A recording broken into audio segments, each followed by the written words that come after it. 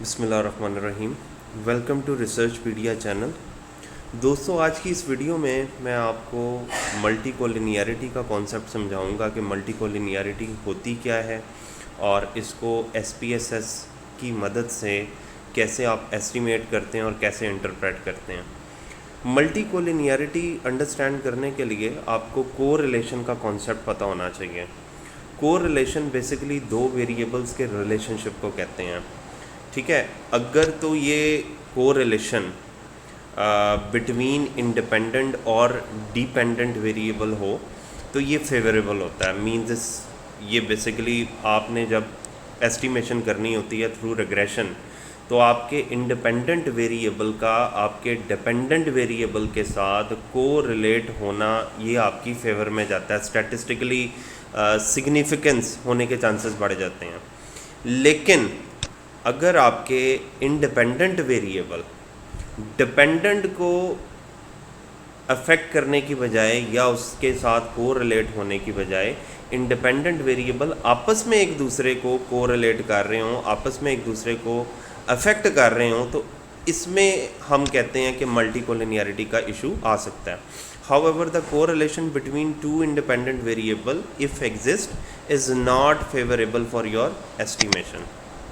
अब इसमें क्या है, हमें चेक करना पड़ता है कि किस लेवल का कोरिलेशन है, क्योंकि कोरिलेशन का लेवल पता होगा तो फिर ही हमें समझ आएगी कि whether the correlation is problem for us और नॉट।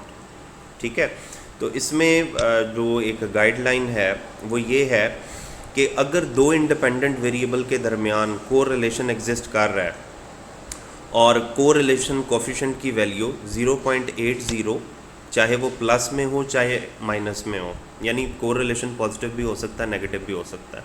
सो कोरिलेशन कोफिशिएंट की वैल्यू अगर 0.80 के इक्वल हो या इससे ज़्यादा हो, चाहे प्लस में चाहे माइनस में, तो इसको हम मल्टी कोलिनियरिटी कह सकते हैं।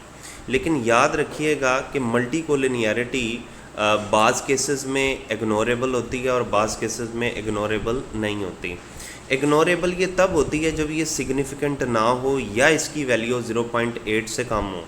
ठीक है, 0.8 से कम हो तब भी ये इग्नोरेबल है, और अगर 0.8 या इससे ग्रेटर हो लेकिन सिग्निफिकेंट ना हो तो उस सूरत में भी इग्नोरेबल है। लेकिन अगर दोनों कंडीशंस मैट हो रही हैं, मींस कोरिलेशन कोफिशिएंट जो है वो प्लस या माइनस में 0.8 या इससे ज़्यादा आ रहा हो और साथ में वो किसी भी लेवल ऑफ सिग्निफिकेंस को फुलफ़िल कर रहा हो, 1% पे हो, 5% पे हो या 10% पे हो, तो ऐसी सूरत में हम इसको प्रॉब्लमेटिक कहते हैं और ऐसी सूरत में इसको जो है वो ठीक करना, इसको क्यूर करना लाजमी हो जाता है। ठीक है, तो अगर ये सिग्निफिकेंट नहीं है तो it may not be an issue.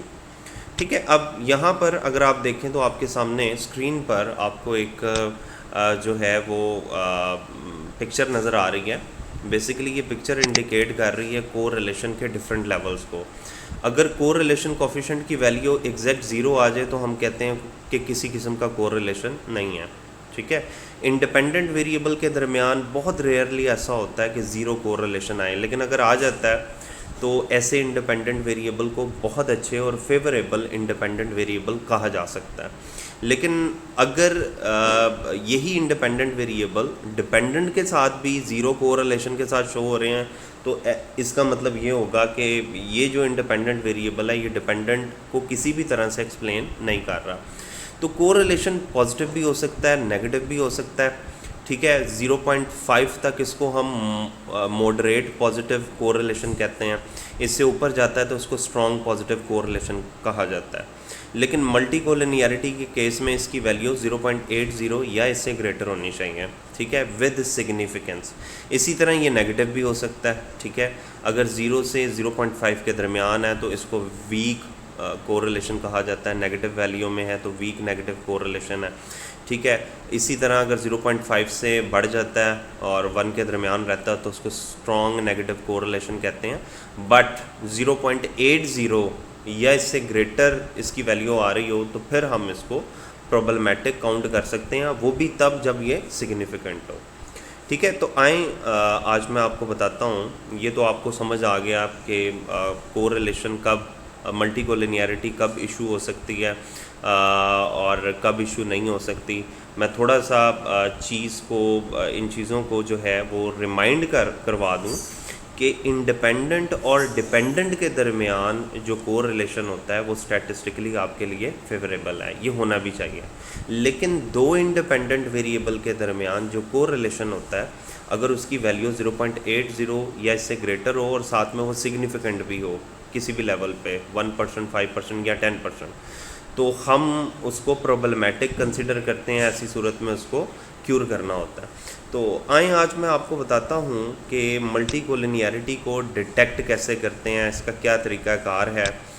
For example ये आपके सामने डाटा है, इसके दो मेथड हैं। एक तो ये कि आप कोरिलेशन के ज़रिए भी इसको एस्टीमेट कर सकते हैं और दूसरा तरीका होता है कोलिनियरिटी डायग्नोस्टिक के ज़रिए। तो मैं दोनों मेथड आपको समझाता हूँ कि दोनों मेथड से किस तरह से आप मल्टी कोलिनियरिटी को जो है वो आप एस्टीमेट कर सकते हो। तो पहले मेथड के लिए आप एनालाइज पर जाएं और यहाँ पर कोरिलेट का बटन मौजूद है, इसमें बाईवेरिएट को आप सेलेक्ट कर लें। ठीक है, जिन वेरिएबल्स का आपने कोरिलेशन फाइंड आउट करना है उन्हें राइट साइड पर ले आएँ। इनिशियली जब आप अपनी विंडो ओपन करेंगे तो इनिशियली ये ब्लैंक होती है राइट साइड। तो जिन वेरिएबल्स की बेस पे आपने कोरिलेशन एस्टीमेट करना हो उनको राइट साइड पर लाएं। राइट साइड पर लाने के बाद आपने फर्दर किसी ऑप्शन को क्लिक नहीं करना, आपने जस्ट ओके का बटन प्रेस करना है। ओके का बटन जब प्रेस करेंगे तो आपके सामने अगर आप ये देखें तो स्क्रीन शो हो रही है। अब मैंने आपको ये बताया था कि correlation between dependent and independent variable is favourable. अब ये जो डाटा है इसके अंदर जो PS है ये हमारा डिपेंडेंट वेरिएबल है। तो PS का TD के साथ और PS का PRS के साथ जो है वो हाई कोरिलेशन है और ये सिग्निफिकेंट भी है। तो ये हमारे लिए फेवरेबल है, ये अनफेवरेबल नहीं है, क्योंकि इंडिपेंडेंट का डिपेंडेंट के साथ कोरिलेशन होना ये फेवरेबल होता है। ठीक है, अब हमने इंडिपेंडेंट को देख लेना है। ये लाइक TD है, PRS है, ये दोनों के दोनों इंडिपेंडेंट है। इनका आपस में अगर कोरिलेशन है तो वो हमारे लिए प्रॉब्लमेटिक हो सकता है। लाइक ये TD का अगर हम देखें तो PRS के साथ हाईली कोरिलेशन है। एक तो ये वैल्यू 0.8 से ग्रेटर है और दूसरा ये सिग्निफिकेंट भी है। तो हाई कोरिलेशन एग्जिस्ट कर रहा है PRS और TD के दरमियान। इसी तरह PRS को यहाँ पे भी आप देख सकते हैं, सेम वैल्यू एग्जिस्ट कर रही है। ठीक है, तो यहाँ पे हम ये कंक्लूड कर सकते हैं कि मल्टी कोलिनियरिटी एग्जिस्ट कर रही है। अब इसका एक तरीकाकार ये होता है कि आप इंडिपेंडेंट में से किसी एक को रिमूव कर दें और उसकी जगह कोई नया वेरिएबल ले आएँ जो कि उस वेरिएबल के साथ जो कि आपने रिमूव नहीं किया उसके साथ कोरिलेट ना करे। ठीक है, जबकि वो डिपेंडेंट के साथ ज़रूर कोरिलेट करे। तो क्योंकि यहाँ पर जो दो इंडिपेंडेंट वेरिएबल हैं लाइक TD और PRS, ये दोनों इंडिपेंडेंट वेरिएबल हैं, इनके दरमियान जो कोफिशिएंट की वैल्यू है वो 0.80 से ग्रेटर है और सिग्निफिकेंट भी है। ठीक है, ये 1% से भी लेसर पे सिग्निफिकेंट हुई भी है। तो हम ये कह सकते हैं कि हाई कोरिलेशन एग्जिस्ट करता है। अच्छा जी, दूसरा मेथड जो है जो मल्टी कोलिनियरिटी को फाइंड आउट करने का होता है वो रिग्रेशन का मेथड है। आप एनालाइज के बटन पर जाकर रिग्रेशन पे जाएं, कोरिलेट के नीचे ही है, और इसमें से लीनियर को सिलेक्ट कर लें। जब आप लीनियर को सिलेक्ट करेंगे you need to tell what is your dependent variable and what is your independent variable। तो पहले आपने डिपेंडेंट का बताना है। डिपेंडेंट क्योंकि जैसे कि मैं पहले अर्ज़ कर चुका हूँ कि PS हमारा डिपेंडेंट है और TD और PRS ये हमारे इंडिपेंडेंट हैं। तो इन्हें राइट साइड पर ले लिया। उसके बाद आप स्टैटिस्टिक में जाएं तो बाय डिफ़ॉल्ट जो हैं ये दो ऑप्शन आपको चेक्ड नज़र आएंगे। आपने कोलिनियरिटी डायग्नोस्टिक, ठीक है, इसको क्लिक कर देना है और यहाँ से डर्बन वाटसन को क्लिक कर देना है। ठीक है, और कंटिन्यू का बटन दबाना है और फर्दर आपने किसी ऑप्शन को क्लिक नहीं करना, आपने ओके का बटन दबाना है और आपके सामने रिग्रेशन भी शो हो रही है। और नीचे अगर आप देखें तो कोफिशिएंट के साथ VIF और टॉलरेंस की वैल्यू आ रही है और नीचे कोलिनियरिटी डायग्नोस्टिक है। तो मैं नेक्स्ट वीडियो में आपको 1 बाय 1 इन चीज़ों की इंटरप्रिटेशन बताता हूँ कि मल्टी कोलिनियरिटी जब आप रिग्रेशन के मेथड से कैलकुलेट कर रहे होते हैं तो कोफिशिएंट टेबल में VIF और टॉलरेंस इसको कैसे आप इंटरप्रेट करते हैं, और कोलिनियरिटी डायग्नोस्टिक में आइजन वैल्यू, कंडीशन इंडेक्स और वेरिएंस प्रोपोर्शन, इनकी बेस पे डिसीजन मेकिंग कैसे करते हैं। नेक्स्ट वीडियो के लिए चैनल को सब्सक्राइब ज़रूर कीजिएगा, और अगर वीडियो पसंद आए तो इसको लाइक भी कीजिएगा और कमेंट करके अपनी सजेशन ज़रूर बताइएगा। Thank you very much.